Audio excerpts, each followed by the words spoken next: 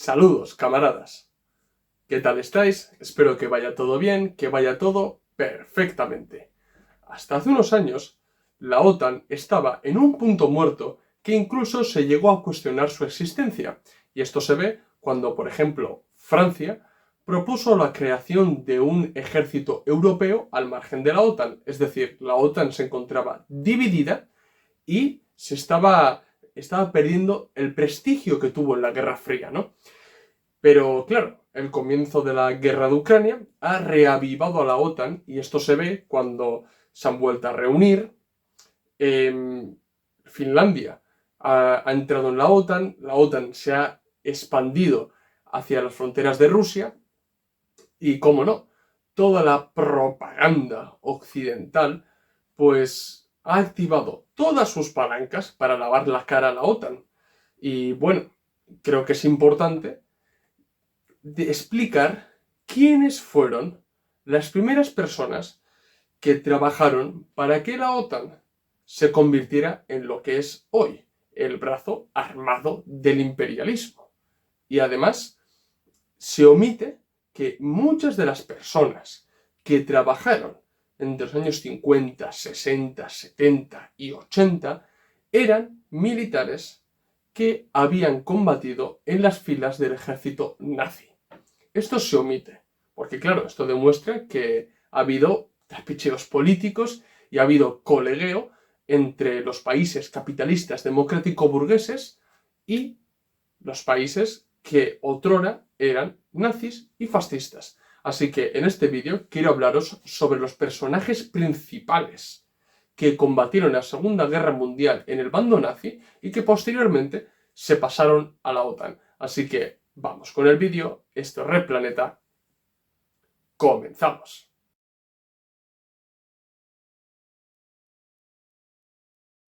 La intención de este vídeo no es hablar sobre el origen de la OTAN, porque ya dediqué un vídeo al origen de la OTAN y también hice la crítica que hay que hacer a la OTAN, ¿no? Y sobre todo exigir la salida de los países que forman hoy la OTAN, en nuestro caso España, ¿no? La salida de España de la OTAN, ya que sin la salida de la OTAN no podemos hablar absolutamente de nada, de ningún tipo de cambio.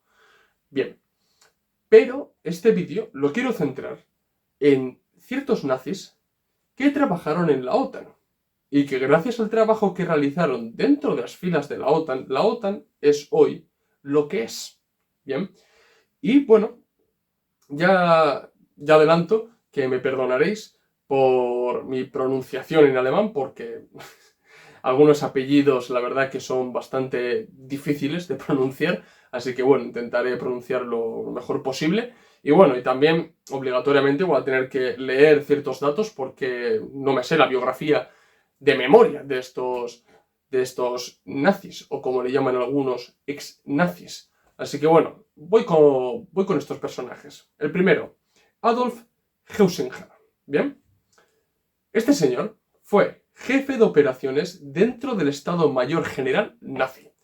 Llegó a ser jefe interino del Estado Mayor General. No solamente eso, sino que además participó en la anexión de Austria, en la invasión de Polonia, de Dinamarca, Noruega y Finlandia. Bien, después de la guerra, pues bueno, debido a su gran trabajo dentro de las Fuerzas Armadas nazis, pues fue reclutado por Estados Unidos. Y llegó incluso a ser uno de los primeros agentes secretos de la CIA. Aquí se ve, ¿no?, cómo se aprovechó Estados Unidos de muchos nazis que se quedaron ahí en un limbo después de la Segunda Guerra Mundial. Y después de que Estados Unidos lo llevara para su bando, pues Heusinger trabajó para que la RFA pudiera rearmarse, violando los acuerdos de Potsdam, y además para que la RFA, o Alemania Occidental, pudiera entrar en la OTAN. Bien, conseguido esto, Heusinger se convirtió en jefe del ejército de Alemania Occidental entre 1961 y 1964 y posteriormente presidente del Comité Militar de la OTAN, uno de los cargos más altos dentro de la OTAN. ¿Bien? Este es Adolf Heusinger, que bueno, ya dediqué un short y una publicación en Twitter y en Instagram a Adolf Heusinger, pero bueno, ahora voy a ir con otros personajes que no son tan conocidos, o al menos no lo eran para mí. Bien, Hans Speidel. Speidel se desempeñó como teniente general y jefe de gabinete del mariscal de campo Erwin Rommel, el famoso Erwin Rommel.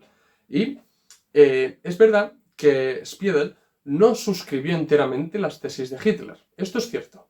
¿Por qué digo que es cierto? Porque Speidel no estaba de acuerdo con las políticas xenófobas, racistas, antijudías de Hitler, pero sí estaba de acuerdo con las políticas expansionistas e imperialistas de Hitler. Y luego lo voy a decir más tarde, pero tened en cuenta que el fascismo per se, no tiene por qué ser racista. El que metió la xenofobia, el racismo, el antijudaísmo dentro del fascismo fue el nazismo. Bien, el fascismo original no tiene por qué ser racista. Bien, y por eso mismo el fascismo italiano, en sus primeros años, fue tolerado por los países democráticos burgueses y ni más que ver que fue impulsado por Reino Unido. Pero bueno, a lo que voy es que este señor, bien, no estaba de acuerdo con las políticas racistas y xenófobas de Hitler, con la solución final, por ejemplo, tampoco no estaba de acuerdo, pero sí estaba de acuerdo con las ambiciones expansionistas de Hitler, ¿no? Del famoso espacio vital de los nazis. Speidel participó en la conspiración del 20 de julio de 1944, en el que se intentó asesinar a Hitler. Bien, que fueron varios altos cargos nazis que intentaron atentar contra Hitler. Bien, pues Speidel fue capturado y detenido por ello, no fue ejecutado, a diferencia de otros, él no fue ejecutado, pero se escapó. Bien, una vez que se escapó, pues lógicamente pasó al bando de los aliados, pero en el bando de los aliados no se fue con la Unión Soviética, sino que se fue con los británicos y los estadounidenses. Bien, una vez que se proclamó la República Federal de Alemania, la RFA, o Alemania Occidental, fue uno de los personajes que más participó, que más insistió para el rearme de la República Federal Alemana. Y eso tiene que ver con la violación flagrante que hicieron los países tan democráticos como Estados Unidos, Reino Unido o Francia, de lo que acordaron con la Unión Soviética en Potsdam. ¿Bien? Y actualmente está considerado como uno de los fundadores de las actuales Fuerzas Armadas Germanas. Bien, entre 1957 y 1963 fue comandante supremo de las fuerzas terrestres de la OTAN. Aquí vemos, ¿no? Otro personaje más que, si bien discrepaba de Hitler con la solución final, con sus políticas xenófobas, pero no con sus políticas imperialistas, expansionistas y belicistas, pues hoy está considerado como uno de los precursores o fundadores de las Fuerzas Armadas alemanas y entró en la OTAN siendo uno de los altos cargos de la OTAN. ¿Bien? Johannes Steinhoff. Este señor fue un piloto muy bueno de la Luftwaffe, ¿no? De la Fuerza Aérea Nazi, y fue un as de la aviación. Bueno, al terminar la guerra fue uno de los responsables de que se volviera a reconstituir la Fuerza Aérea Alemana. Bien. Debido a sus acciones dentro del mundo de la aviación, pues le fichó la OTAN, bien, para que también trabajara en el campo del aire. Y fue jefe de Estado y comandante de las Fuerzas Aéreas Aliadas de Europa Central entre 1965 y 1966, y luego fue presidente del Comité Militar de la OTAN entre 71 y 74. Bien, sigamos. Johann von Kielmansegg. Ya he dicho que ya me perdonaréis por mi pronunciación en alemán. Bien, Johann también fue un destacado militar del régimen nazi.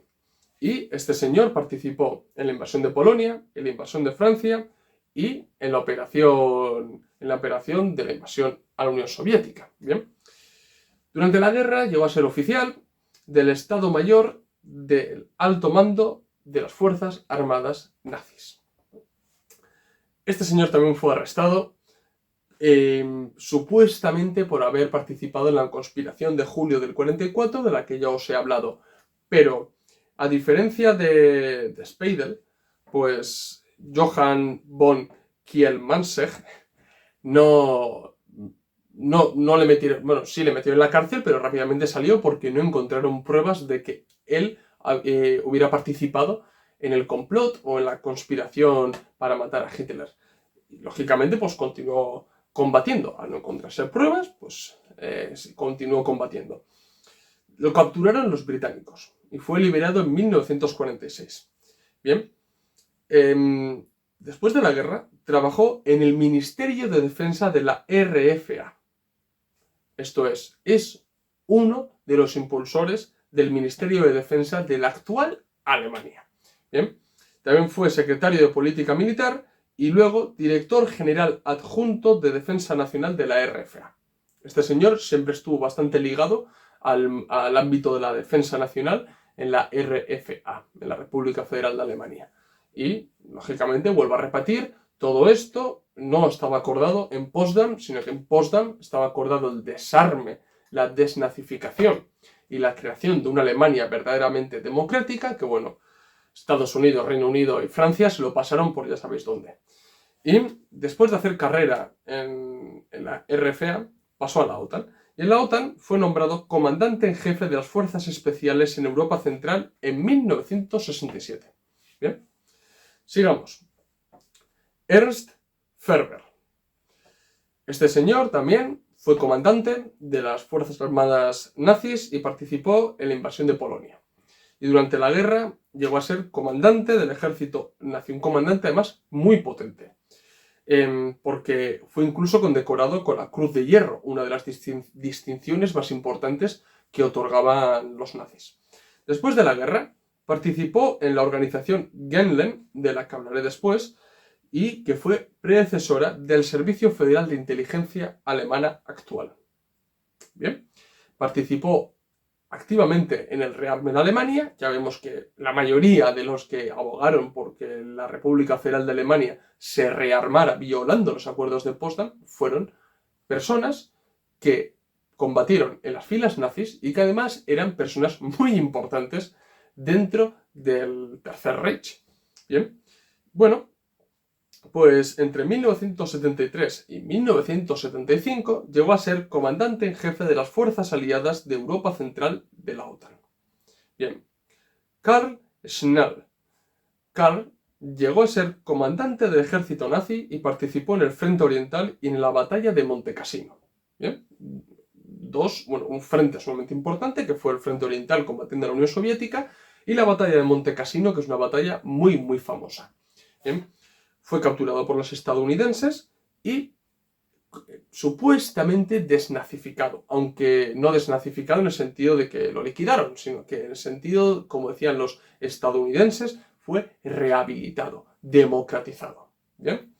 Y bueno, al igual que sus colegas nazis, Schnell hizo carrera primero dentro del ejército de la RFA y después llegó a la OTAN para sustituir a Ernst Ferber en el mismo puesto, es decir, comandante en jefe de las fuerzas aliadas de Europa Central de la OTAN. Bien. Siguiente personaje. Franz Josef Schulz.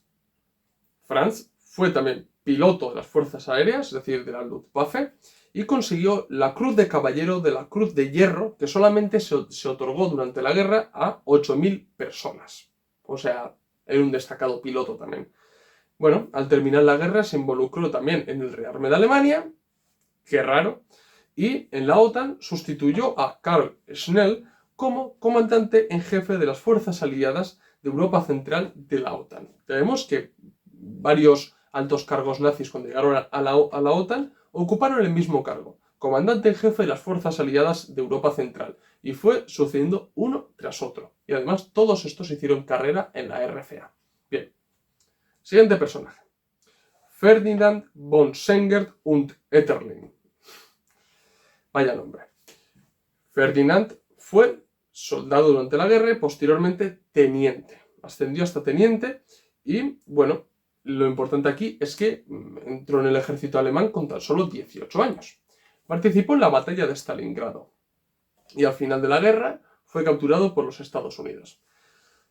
Fue prisionero de guerra, pasó un tiempo siendo prisionero de guerra y después, cuando lo liberaron, cuando vieron que el señor ya se había democratizado, pues se dedicó a los estudios, pero cuando la RFA ya se rearmó, ya tenía un ejército, el Ministerio de Defensa, el Servicio de Inteligencia, pues bueno, Ferdinand volvió al mundo militar y de ahí pasó a la OTAN. Concretamente, primeramente fue general y después fue comandante en jefe de las fuerzas aliadas de Europa Central de la OTAN entre el 79 y el 83. Vemos que son seguidos, uno tras otro, uno tras otro. Bien, ahora viene uno de los peces gordos, que es Reinhard Gehlen. Este señor fue muy importante en la guerra. ¿Y por qué digo que fue muy importante? Porque fue uno de los personajes que actuó en la contrainteligencia contra la Unión Soviética. Es decir, se dedicaba, manejaba el espionaje, el sabotaje, la contrainteligencia, bueno, todo eso, ¿no? Fue mayor general de las Fuerzas Armadas nazis y se encargó, sobre todo, en la labor de contrainteligencia contra la Unión Soviética. Bien. El trabajo que realizó durante la Segunda Guerra Mundial, pues bueno, fue visto con buenos ojos por parte de Estados Unidos y dijeron, bueno, yo a ese señor lo quiero en mi equipo.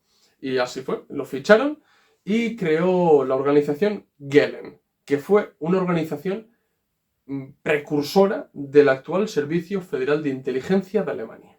Bien, que fue la misma que funcionó en la República Federal de Alemania, en la RFA. Y bueno, este señor con su organización lo que hizo fue labores de contrainteligencia, pero esta vez no solamente contra la Unión Soviética, sino más bien contra las repúblicas populares del Pacto de Varsovia. A su vez, en su organización, pues no introdujo a gente de Reino Unido o Francia o de Estados Unidos, no.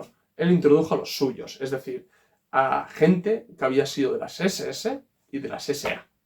Bien, y llegó a tener hasta 4.000 nazis y fascistas dentro de su organización, ya terminada la Segunda Guerra Mundial, para que veáis lo que llegaron a permitir los países otanistas.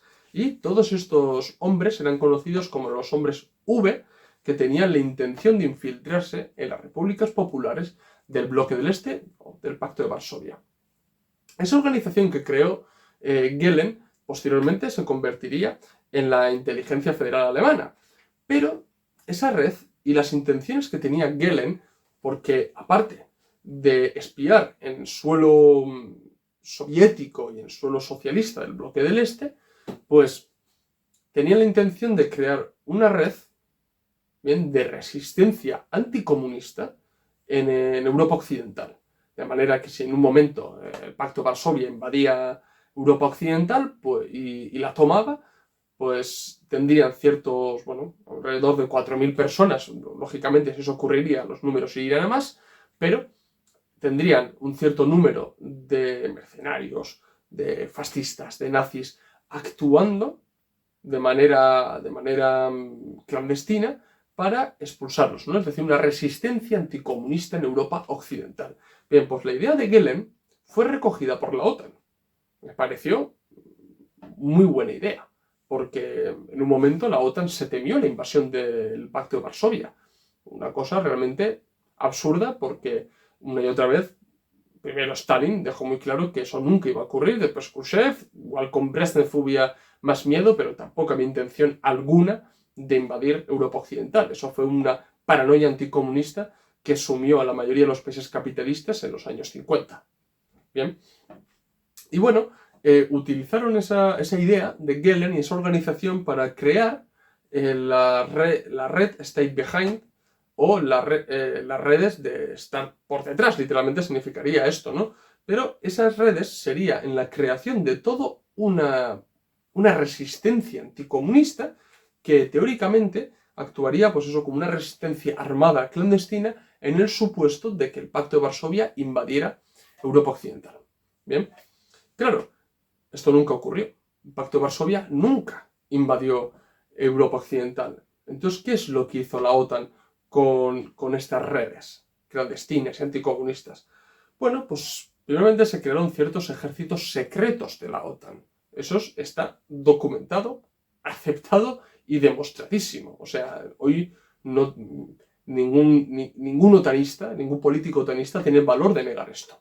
Bien, pues se crearon distintos ejércitos secretos de la OTAN que, al carecer de sentido la creación de esas organizaciones, pues le dieron un sentido, le dieron un argumento. ¿Cuál fue el argumento? Bueno, de actuar en los países capitalistas donde los comunistas o los partidos de izquierda podían tener fuerza para crear operaciones de falsa bandera y echarle la culpa a los comunistas. Por ejemplo, los años del plomo en Italia.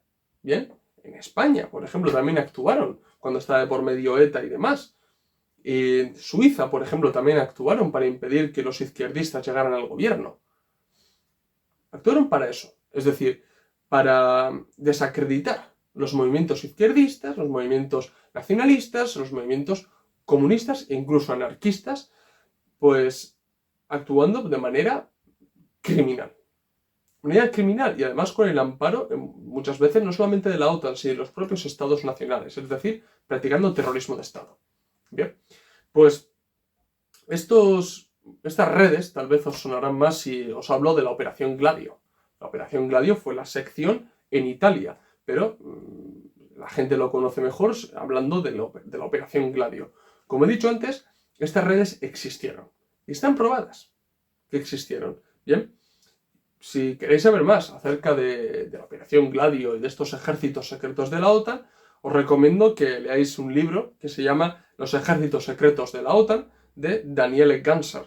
Os voy a dejar el link para leer el libro de forma gratuita en la descripción del vídeo. Yo os recomiendo que lo leáis. A su vez, más adelante haré un vídeo sobre la Operación Gladio y sobre estos ejércitos secretos de la OTAN. Pero, para que tengáis en mente, la OTAN recogió esa idea de Gehlen y la aplicó a su manera. Y además practicando terrorismo de Estado, cometiendo tropelías, cometiendo operaciones de falsa bandera, achacando a los comunistas, como por ejemplo en Italia. ¿Para qué? Para desacreditarles y para impedir que suban al poder. Eso es lo que fue la OTAN. Y, lógicamente, la mayoría de estos paramilitares eran fascistas. Eran abiertamente fascistas, neonazis, nazis directamente. Eso de eso es lo que se nutrió. No eran anticomunistas y ya está. No. Se nutrieron de este tipo de elementos sumamente reaccionarios. Bien. Entonces, bueno, conociendo a estos personajes y la Operación Gehlen, estas redes, la Red State Behind y bueno, la Operación Gladio y todo esto, ¿qué conclusiones que tenemos que sacar? Bueno, la conclusión principal que tenemos que sacar es que en la OTAN hubo nazis. Hubo gente que era nazi y que participó en la Segunda Guerra Mundial en el bando nazi. Bien. Además, lo que os he dicho, no sé si os habéis dado cuenta, pero desde 1965 hasta 1983, todos los comandantes en jefes de las fuerzas aliadas en Europa Central de la OTAN eran estos militares, estos nazis. No era que se metió por medio un británico, no. Todos alemanes. Pero todos los podéis comprobar por vosotros mismos. Eran todos alemanes. Y todos que habían combatido en las fuerzas armadas nazis en la Segunda Guerra Mundial. Y muchos de ellos contra la Unión Soviética, ¿cómo no?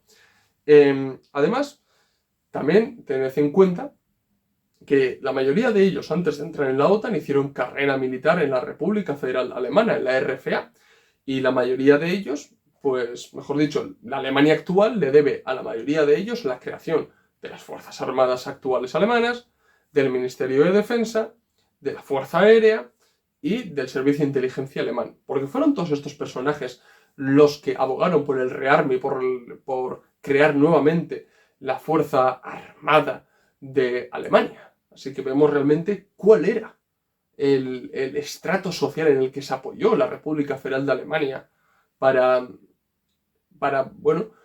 volver a ser un país importante en Europa. Pero, lógicamente, violando todos los acuerdos de Potsdam. Me dices, no es que los acuerdos de Potsdam los primeros que lo violaron fueron los soviéticos. Mentira. Mentira, si no tenéis nada más que ver cuándo se proclamó la República Federal de Alemania y cuándo se proclamó la República Democrática de Alemania, la RFA y la RDA. Mirad las fechas. La Alemania Occidental se proclamó en el 48, la Alemania del Este en el 49. Y además, leed a ver qué fue la conferencia de Londres entre Estados Unidos, Francia y Reino Unido, y de por medio, como no, Alemania Occidental. ¿Ves? A ver qué es. Bien, otra de las conclusiones que tenemos que sacar, y me voy a adelantar a la crítica que se me va a hacer, porque sé que se me va a hacer esta crítica, es que, oye, estás generalizando porque que combatieran en el ejército nazi no significa que fueran nazis. Simplemente eran patriotas alemanes que hubieran combatido por Alemania independientemente de cuál era el régimen imperante en Alemania. Ya, sí, sí. Y por eso todos se suscriben la mayoría de las ideas de Hitler. Es decir, las ideas más xenófobas, pues hubo algunos que no lo compartieron. La solución final, hubo algunos que no lo compartieron. Incluso unos conspiraron. Pero, ¿por qué conspiraron? Conspiraron por el curso de la guerra, no tanto por las ideas del nacionalsocialismo. Muchos de ellos participaron en la represión interna a la clase trabajadora alemana, tan patriotas que eran ellos y atacaban a los trabajadores que son los que realmente construyen la patria. La mayoría de ellos estaba de acuerdo con la conciliación de clases partiendo de la defensa nacional, que es uno de los pilares del fascismo y del nazismo. La reconciliación nacional partiendo de la defensa de la nación. Todos estaban de acuerdo todos con la creación de un espacio vital, absorbiendo dentro del Tercer Reich los pueblos históricos germanos, arios. La mayoría de ellos estaba de acuerdo. Y ya te digo, o sea, que estos nazis, porque no hay otra manera de llamarlos, participaron en la represión masiva hacia los judíos, hacia los comunistas, hacia los anarquistas, hacia los antifascistas en general en Alemania. Y nadie dijo ni mo. Nadie dijo ni mo. Se quejaron cuando Alemania empezó a perder la guerra y se difundió la idea, no, es que Hitler estaba loco y era un mal comandante. La típica mentira que se suelta, que ya dedico un vídeo a desmentir todo eso, que se llama Contra la falsificación de la historia de la Segunda Guerra Mundial. Podéis ver el vídeo, por ejemplo. Así que, no, señores, no.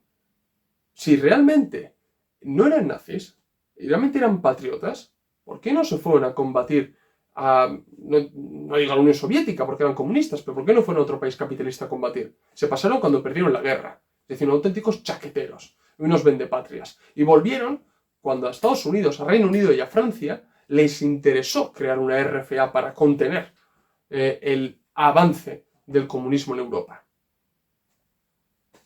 Esos son unos vendepatrias, son unos chaqueteros.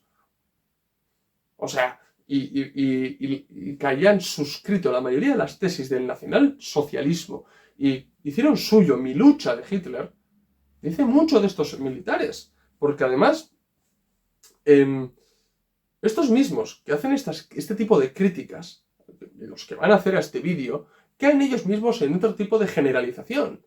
¿O acaso tengo que recordar, por ejemplo, que en la propia Alemania Federal, en la RFA, se cayó en esta generalización y nadie dijo ni mu? Cuando la RFA anexionó la RDA, cuando cayó el muro de Berlín, ¿qué es lo que hicieron?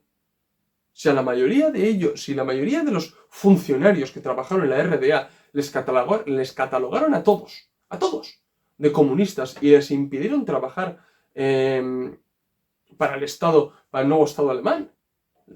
Les vetaron políticamente por ser comunistas. ¿Por qué? Porque militaban en el Partido Socialista Unificado de Alemania. Tacharon a todos a comunistas. Aquí nadie se queja. Aquí dicen, no, la gente no dice, no, es que no eran comunistas. No. Dicen, eran comunistas, eran totalitarios. Y además trabajaban para la Stasi. Todos, si decís eso. Pero ahora bien, estos nazis no, son verdaderos patriotas alemanes. Por favor. Pero, ¿qué hipocresía es esta? Es decir, la generalización está mal cuando estamos hablando de gente que fue abiertamente nazi en el Tercer Reich. Pero la generalización está bien cuando los comunistas pues se les derrumba su república, la República Popular, la democracia popular, cuando se derrumba y hay una persecución política, entonces guay, está muy bien la generalización. Y se generaliza, se llama comunista a todo el mundo. Por favor. O en Polonia, ¿qué pasó en Polonia? Tengo que recordar lo que pasó en Polonia. Cuando acabó la República Popular, que hubo una persecución política literal. Porque recordad que cuando cayó la República Popular de Polonia, se puso Solidarność, pero después ya no hubo Solidarność. Después vinieron la derecha más reaccionaria, nacionalista de Polonia. Y esa gente, con su tesis de limpieza o regeneración política, empezaron a perseguir a todo el mundo. A todo el mundo que había tenido un carnet del Partido Obrero Unificado Polaco. A todo el mundo lo persiguieron. Y ahí también, bueno, ahí está bien la generalización. O sea, mucha gente, muchos funcionarios que trabajaron para el régimen de Polonia eran comunistas todos. Todos. Cuando la mayoría de ellos, para los años 80, militaban medio clandestinamente para Solidarność. Ah, entonces la generalización está bien, pero por favor, o la Guerra Civil Española. O sea, el bando republicano todo era comunista. El bando republicano todo era comunista. Azaña era comunista. Largo Caballero, el Lenin español, también era comunista. O los anarquistas eran comunistas también. Como hacen muchos, asociar el anarquismo con el comunismo para vender la idea de que eran los comunistas los que quemaban iglesias y mataban a curas, cuando la mayoría de ellos eran anarquistas. O sea, ¿qué estamos hablando? Ahí la generalización también está bien, ¿verdad? Pero claro, cuando la gente llama a estos generales que he hablado, que entraron en la OTAN, les llaman nazis, porque es lo que eran. A eso está mal. Luego eran soldados que combatieron en las fuerzas armadas nazis. Eran nazis. Y no entiendo la mala manía de lavar la cara a este tipo de gente. Si participó en la represión. Si no pusieron ninguna pega a la hora de anexionar Austria, Polonia, Dinamarca, al intentar invadir la Unión Soviética. Claro, luego se cambiaron de bando. Lógicamente, no iban a dejar, no iban a pasarse a la Unión Soviética. Y además, un pequeño detalle, no fueron juzgados en los juicios de Nuremberg. Casi, de estos, ninguno. Así que ahí vemos realmente el oscuro pasado de la OTAN y con quién se codeó durante la Guerra Fría, que era con muchos nazis que habían combatido en las fuerzas armadas del Tercer Reich. Así que, bueno, camaradas, espero que os haya gustado el vídeo y espero que la gente reflexione acerca de cuál es la verdadera naturaleza y origen de la OTAN y con quién se codeó en sus primeros años. Así que, bueno, si os ha gustado el vídeo, dar like. Si sois nuevos, suscribiros. Recordad que en la descripción del vídeo tenéis el enlace de PayPal para donarnos dinero, ayudarnos a crecer y que podamos seguir haciendo este tipo de contenido. También tenéis los documentos que tenemos a la venta en Gumroad, tanto nuestros como de terceras personas. Pasaros por el blog de entrevistas, donde tenemos entrevistas muy pero que muy interesantes, y seguirnos en las redes sociales, Twitter, Facebook e Instagram, donde subimos contenido a diario o casi a diario. Así que, bueno, camaradas, yo lo voy a dejar aquí. Esto es todo. Nos vemos en el próximo vídeo. Salud, camaradas.